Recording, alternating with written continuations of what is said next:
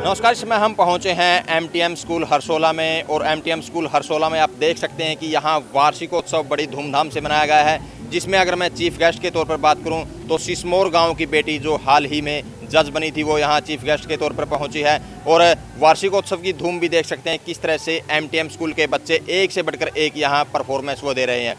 तो यहाँ जो तिरंगा सेतु है उस पर देखिए बच्चों ने कितना बैलेंस बनाया हुआ है, किस तरह से बच्चे यहाँ तिरंगा सेतु के माध्यम से बच्चे किस तरह से मैसेज वो दे रहे हैं। तो क्या कुछ एमटीएम का मेन उद्देश्य है, किस तरह से काम करता है, तो पूरी जानकारी के लिए जो एमडी सर हैं राजेंद्र ढुल सिंह, उनसे बातचीत कर लेते हैं।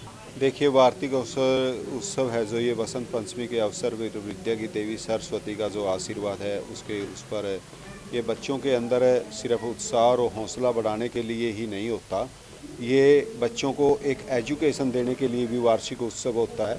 इस उत्सव के अंदर आपने देखा होगा कि जो रंगोली बनाई हुई थी एमटीएम सीनियर सेकेंडरी स्कूल की, जो नीचे आपने वो भी बच्चों ने बनाई थी। एक एक चीज़ जो भी मैनेज करके थी यहाँ से मॉडल से लेकर और आगे जो मैनेजिंग की है वो टोटली की टोटली बच्चों के द्वारा ही की जा रही हैं। और ये बच्चों को ही इस बौद्धिक लेवल को उनको परिपक्व करने के लिए ऐसे जो उत्सव हैं वो मनाए जाते हैं, ताकि बच्चों की मानसिक अक्षमता बिल्ड हो तो शारीरिक अक्षमता के साथ साथ वो काम करना भी सीखें। तो हम रियल में काम करना सिखाने के लिए, क्योंकि आगे जाने के बाद ये बच्चे अपने जो पारिवारिक फंक्शन है वो भी करेंगे, उनको मैनेज करेंगे। इस चीज़ के लिए ये जो है, तो ये सभी का सभी जो प्रैक्टिकल वर्क के लिए हमने ये वार्षिक उत्सव किया था। और इसमें आपने जो हमारे बच्चों की अभी देखा होगा, एजुकेशनल परफॉर्मेंस भी है, कल्चरल भी है और स्पोर्ट्स की गतिविधि भी हैं। ये सारी गतिविधियां तो होती ही रहती हैं सर जी। तो आपने अपने संबोधन में एक बात कही थी कि नंबर मायने नहीं रखते, जो रिजल्ट है बच्चों का। जी सर, जी सर। तो उसको लेकर क्या गया था और एमटीएम स्कूल किस तरह से काम करता था?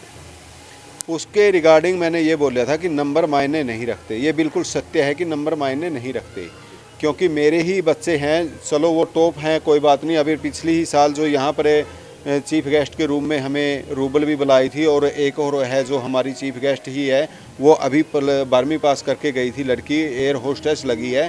तो मैं ये कह रहा हूँ कि नंबर मायने नहीं रखते। इस प्रकार के हमारे और भी बहुत सारे बच्चे हैं जो अलग अलग क्षेत्रों के अंदर पूरी तरह से सक्सेस हो रहे हैं। तो प्रैक्टिकल वर्क पर ध्यान दिया जाता है। विदेशों के अंदर हम देखते हैं तो बच्चे को 2 से 3 घंटे कंपलसरी दिया जाता है किसी भी स्कूल में वो वर्क करना, और हमारे यहाँ पर वर्क पर ये कहते हैं कि बाल श्रम करवाते हैं। तो उल्टा हो रहा है इस चीज़ का। तो इस चीज़ के अंदर सुधार लाने की ज़रूरत है। बच्चे जब प्रैक्टिकल वर्क करेंगे तभी तो उनको नॉलेज होगी, और हम प्रैक्टिकल वर्क पर बच्चों का ध्यान दिलाते हैं। प्रैक्टिकल वर्क उनसे बहुत ज़्यादा करवाते हैं ताकि वो अपने रियल सेक्टर में जाएं तो वहाँ पर अपनी अचीवमेंट हासिल कर सकें। तो जो एनुअल फंक्शन मना रहे हो, पेरेंट्स के लिए क्या कुछ मैसेज रहेगा इस एनुअल फंक्शन से? इस एनुअल फंक्शन से भी पेरेंट्स के लिए यही मैसेज है कि बच्चे के अंदर जो उसकी योग्यता है, स्कूल इस चीज़ पर ध्यान देता है कि बच्चे के अंदर जो योग्यता होती है उसको डेवलप किया जाए, उसको बिल्ड किया जाए और भी उसको निखारा जाए। उसके अंदर देखो, सभी बच्चे होशियार नहीं होते और सभी बच्चे एक ही फील्ड में नहीं जा सकते। कोई गेम के अंदर जा रहा है, कोई स्टडी के अंदर जा रहा है, किसी के अंदर कोई चीज़ है।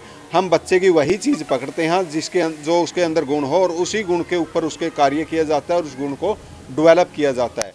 तो पेरेंट्स के लिए भी यही मैसेज है कि भी बच्चा कमज़ोर है, होशियार है, तो उसके ऊपर स्टडी का दबाव न बनाए।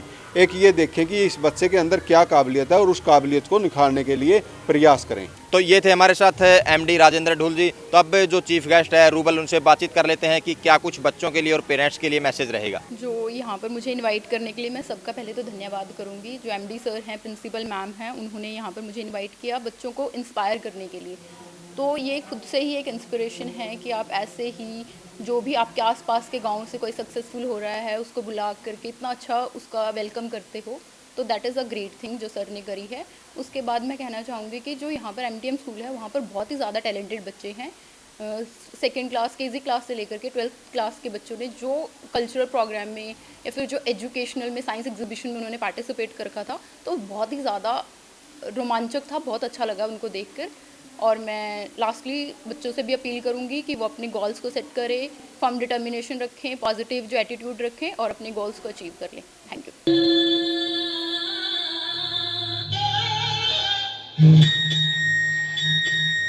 नादान लड़की तुम मेरी जाल में पूरी तरह से फंस चुकी हो, कि तुम मेरा शिकार हो चुकी हो।